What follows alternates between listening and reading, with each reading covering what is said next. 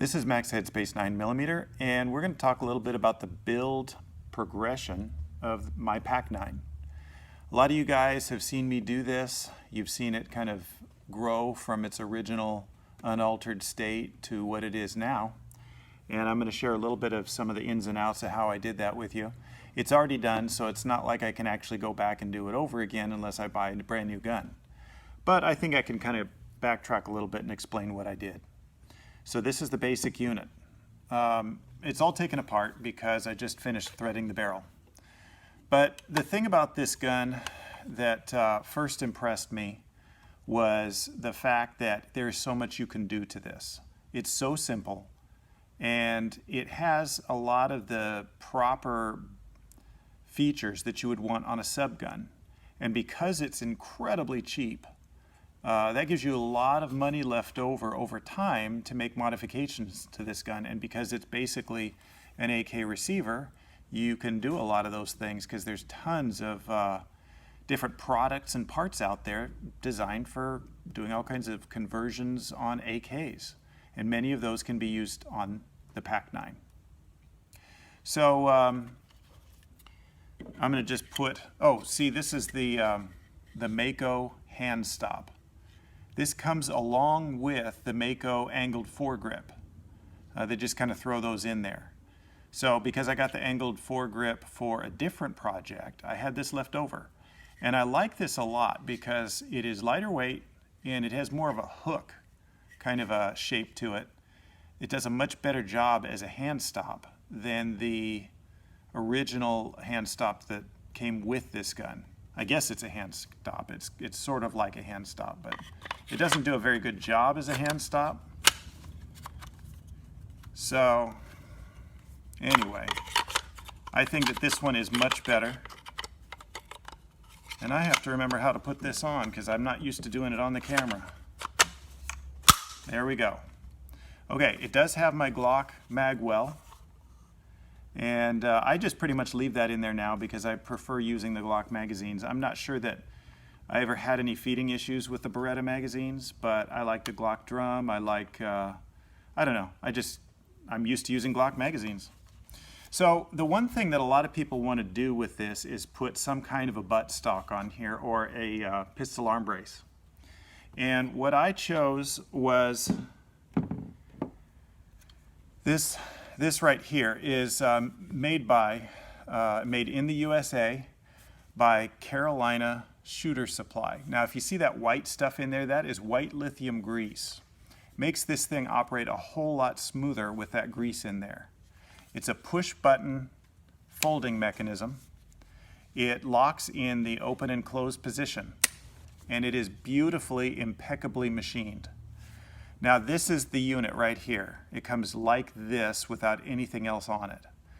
It comes, if you buy a pig snout adapter, which is this part right here, which you can see bolts into the holes provided in this unit. You don't have to drill and tap anything here. All of this stuff just screws together in seconds. It's really easy. But this pig snout adapter allows you to screw a buffer tube in. And here's your castle nut right here, which I don't even have tightened down because I think I use Loctite on this and it's absolutely rock steady. And it has a set screw in the bottom. So you actually don't even need to probably use Loctite or the castle nut. I put it on there so I wouldn't lose it, that's all. And then you can slide your CAK blade brace, the Shockwave Technologies blade pistol stabilizer onto the buffer tube, tighten it down. There's different holes on this buffer tube that they provide. This is not a typical buffer tube. You have to buy theirs to make it work because there's little detents in this tube and you can run the screw into those detents and it'll hold it in the position that you set it for. You have to have a wrench to adjust this. You have to loosen it, slide it, and retension it with a wrench. So that's one of the things about this. It's very inexpensive. I think it's pretty stylish. If you're not shooting something with a ton of recoil, it's actually not uncomfortable on the shoulder if you should shoulder it. And I actually think it's a nice looking unit there. So this is what I have used over and over again. I've never really liked a lot of these really squishy rubber braces. Those are probably really comfortable to put on your wrist and use single-handed. But as a shouldering device, they're horrible. This one actually feels pretty good on my shoulder, and it looks a lot like a buttstock, which is kind of what I'm going for. So one of the things you got to do with this system, if you decide you want to mount this permanently, you're going to need to drill and tap this. Now there are systems out there that you can get, and you can unscrew the grip and just unscrew it enough so there's a little space in between the grip and the receiver, and then you can slide this this other kind of a backing plate mount that allows you to mount a buttstock or a pistol arm brace on here, and then you tighten up the screw again, and that's what holds that in place. I think it's Machine Gun Technologies. I'm going to put a link on the screen for where to find that. It is nice. If you're not certain you want this to be a permanent fix and you want to be able to switch it back and forth really easily just by loosening this and sliding it out, that would be a great way to go. But I knew that this was not going to be hard for me to drill and tap, and I didn't expect that I would ever want to go back on this and put it back the way it was. So I drilled and tapped. So as you can see, and I hope you learn from my trial and error here.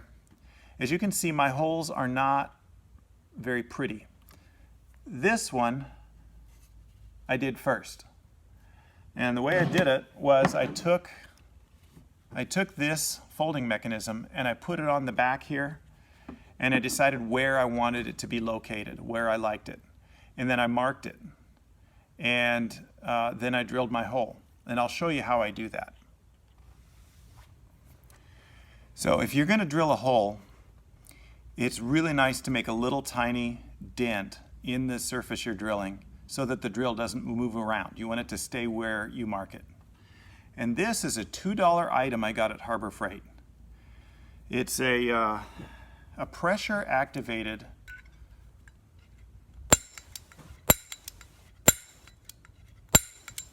little device, and it makes a dent. I don't know if you can see this, but there is the dent that I just made in some mild steel.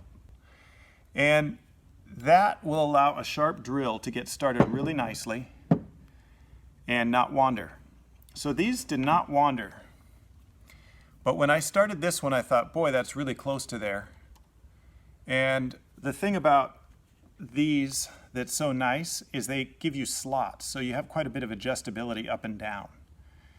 Now, your eye line is critical when you put an aiming device on your PAK9.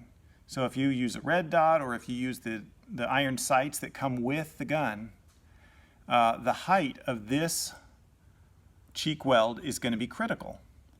So since I really couldn't tell until I had this mounted where it was going to be, I wanted it right in the center of those two slots, which put it in line with this big hole left out by that screw that held the swivel for the sling. So that was kind of unfortunate, but I realized after I put that one in and I torqued this thing down and I gave it a try that this was already exactly where I wanted it for the red dot that I wanted to use. So I moved the other screw just a little bit further away so that it wasn't as close to the hole. I just moved it up a little bit, and that didn't hurt at all. I still have plenty of adjustability up and down with this if I should go with different optics or something like that, but it turned out perfect for me, so it's no big deal at all. So that's what you do. And one thing that I would recommend you do if you're going to do this is not incredibly hard metal. It's not really problematic. It didn't have hard spots in it or anything like that. It drilled and it tapped like a dream. But it's a good idea because since this is such a small tap size and it's very easy to break those taps, I went and I bought a brand new set of drill and tap in the size and thread that I needed. The screws that came with the folding mechanism, I took down to the hardware store and I checked on their thread gauge down there to find out what I needed. You can do that. Take these screws to your hardware store. If it has tools and any kind of size at all, they should have a thread gauge. They should be able to tell you what thread this is.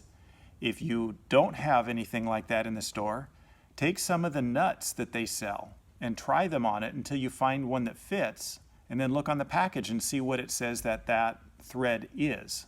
Because when I got these things from Carolina Shooter Supply, it didn't tell me what the thread was on these screws, so I had to figure it out for myself.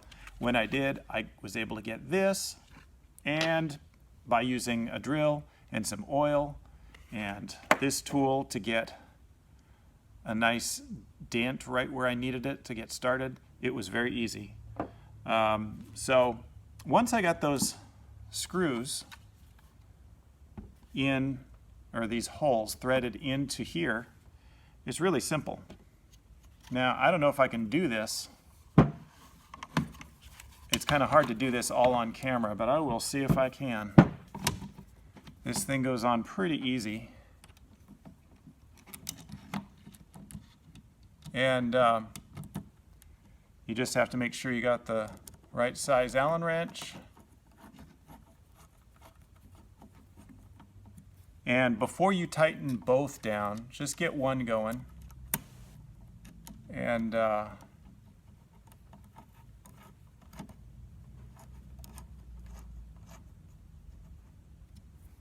then check it, because you can adjust this, remember. Get it where you want it, get it straight. It has quite a bit of wobble to it. And make sure it's what you want, and then tighten them down. You can use Loctite if you want to. I never did. It's actually stayed just fine. There's no lock washers or anything on this. The metal's good, the threads are deep, everything is just fine. So there you go. So that's how much wider this pistol arm brace and the folding mechanism makes this gun. And it locks in the open and closed position, just like that. And I really like that. You know, you don't have to have it that way, but for this, I decided that was worth it to me. There are folding mechanisms that you can get that don't lock, and they're about $20 to $25 cheaper than this one. But I always wanted to try this, and I'm glad I did.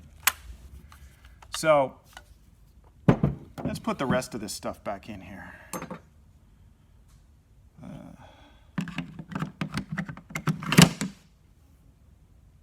Oh, yeah, I forgot to put my safety in. And in case you ever wondered, that's literally all you have to do. It is the easiest thing in here, is to just, you know, that's all it is. You just put it through this hole, put the other side through the hole in the other side of the receiver, and it's in. You got your buffer. Now, here's the thing about this. I've got probably a grand total of about, I don't know, less than $600 into this gun, with everything you see here, including this little red dot.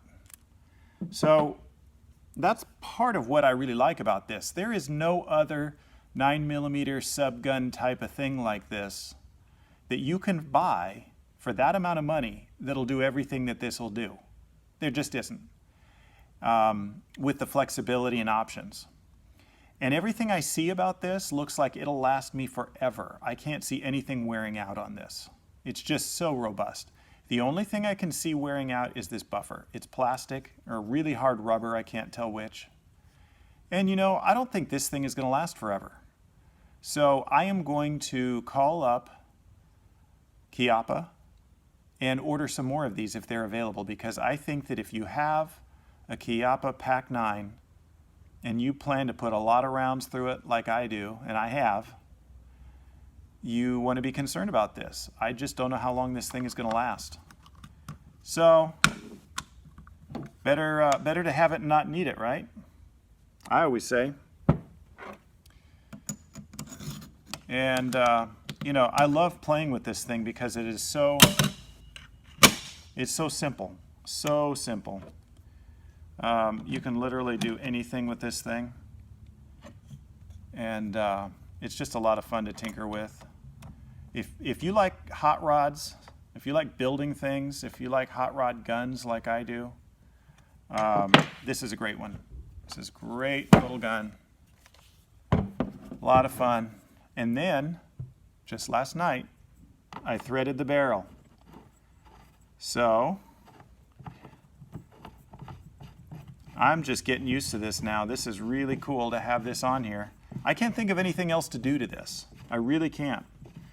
If you guys can come up with anything that this still needs, please let me know in the comments section, because I've had so much fun building this, I'm almost sorry it's over. I do have, however, a few other projects that I'm itching to get started on. And who knows? Maybe I'll just get going on those. If my PAK9 is all done, and I think it is, I can't even imagine doing any more to make this fun. Why, maybe it is over. Maybe it's done. Oh, and by the way, that's what this does. This Krebs custom safety lever. And I've heard there are other companies that make other safety levers that do the same thing as this. But I already got this, and I'm happy with it. And so if you don't already know, because I've showed you this many times already, you can see down into the chamber. Well, you could if there was light and if there was some shiny brass in there. And you can carry it like this. This is basically range safe with the safety on and the bolt open. And then if for some reason you need to use this in a hurry, you can click off the safety and it loads the first round, and you're ready to fire, just like that. So that's pretty cool. I would recommend that if you were wanting to think about what is the very first thing to do on this. I would put that safety on. That's one of the first things I did, and I'm really happy. So I thank you guys for joining me in this journey of building this little gun. It's been awesome. I've had so much fun doing this, and now I'm having so much fun shooting it. So there'll be more videos to come, but as far as building, I think I'm done. I might find a sling for this, but that's about it. So if you guys have any questions regarding your builds, anything that you're having trouble with or want some advice on, I'm all ears. Just leave it in the comments section. I hope this helped you. This is Max Headspace 9mm, and have a good one.